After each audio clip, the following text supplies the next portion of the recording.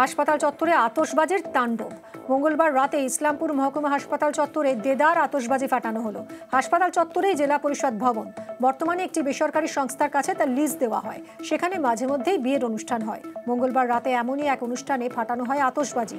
তার শব্দ আর ধোঁয়ায় নাজেহাল রোগীরা। এর আগেও হাসপাতালের কাছে এমন অনুষ্ঠানে সমস্যায় পড়েন রোগীর আত্মীয়রা। সমস্যার কথা প্রশাসনকে জানানো হবে বলে আশ্বাস হাসপাতাল কর্তৃপক্ষের। অ্যাম্বুলেন্স করে যদি পেশেন্ট নিয়ে আসে না, তো ওই গেটে ঢুকতেও পারবে না। তুমি আর গাড়িগুলো লাগিয়ে রেখেছে, প্রশাসনও দেখছে না, হসপিটাল কর্তৃপক্ষ যে কি দেখছে বুঝতে পারছি না।